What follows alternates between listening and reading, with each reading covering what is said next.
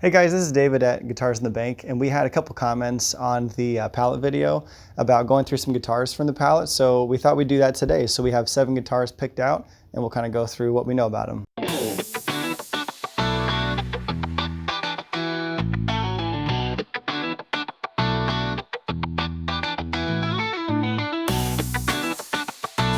So anyways, we're going to start down here. The first instrument we pulled, I never knew what this was. I happened to have a friend locally that came and looked at this and told me it was a peepa. It is a type of lute, I believe. Other than that, man, I don't know a lot about these. They're really interesting. I know just from looking real quickly, it looks like they date more than 2,000 years ago.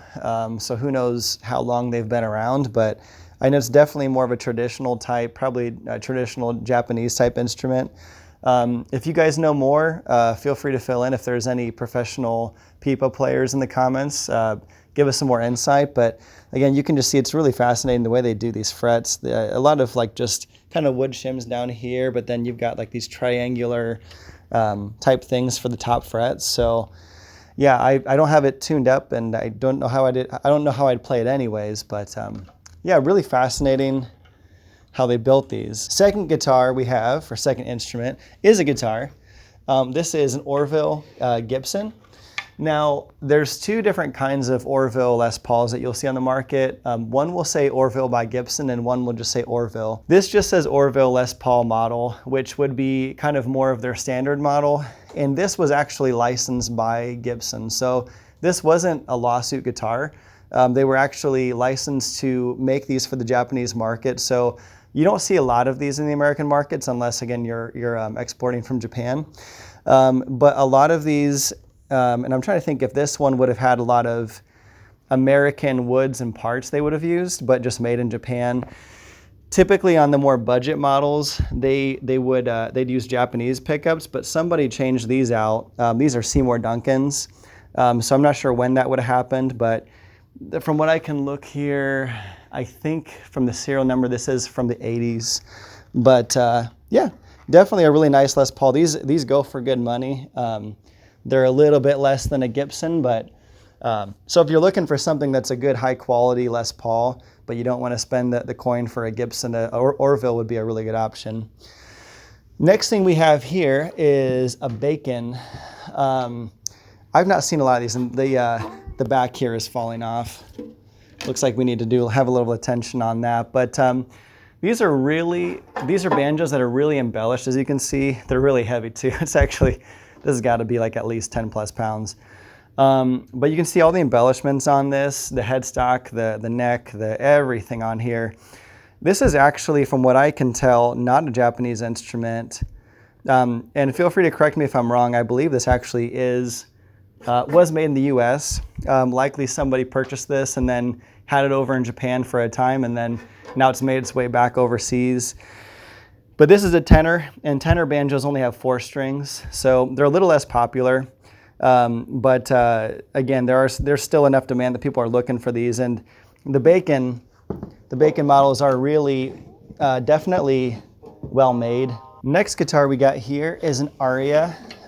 This is an acoustic dreadnought, and if you can't tell from the pickguard, if you're familiar, this is kind of a copy of the Gibson Hummingbird, I believe. Well, no, sorry, not the Hummingbird. This would be a copy of the Gibson Dove, I believe. And these are really good guitars, especially for the money. You're going to be probably a 1/4 of the price for what you'd get for the Gibson equivalent. And that's why I think a lot of people find really nice about these Japanese guitars. You get a lot of really weird things, but you also get a lot of really good copies. And they were made with really nice materials. I'm kind of curious on this one. I'm going to look. So this one, the wood on the top is not solid. And a lot of times when people hear that, they'll say, oh, if it's not a solid top, it's not a good guitar. The difference, though, with the Japanese laminate and like the cheap laminate of today is that actually they would use like resin in between the layers of wood, and it was less about being cheap and more about the actual, they were trying to keep the wood from cracking, but also keep it really nice and resonant.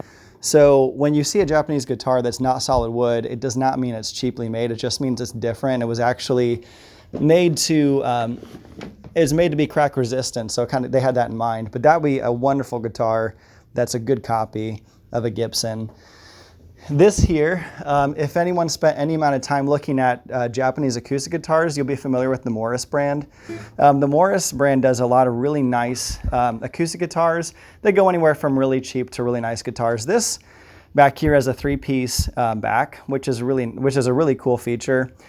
Usually you get this when you get into some of the higher numbers. With the Morris guitars, usually the lower the number, the cheaper, and the higher the number, the more expensive. This is a W40, so probably anything W40 and up would a lot of times have this 3-piece back. It's just a really nice embellishment. The nice tuning machines on this one, but yet still probably a pretty budget-friendly guitar. I'd say this one would probably be marked around the $500 or $600 price range. And just checking the top here too. This one is a solid top. And from what I can tell, it's all solid wood. So that's really nice on this one. You get all solid wood all the way around. And again, I'm going to guess you're probably in the $600 price range, which is pretty unheard of for American-made stuff. Okay, next guy, I shouldn't say never, but off the top of my head, I'm not familiar. This is Mavis. I believe it's the Mavis brand. And that would be a Japanese brand, but this, I'm not real familiar. I've not seen 5-string mandolins. But that's what this appears to be. It appears to be a 5-string mandolin. I'm not sure how they would have tuned this.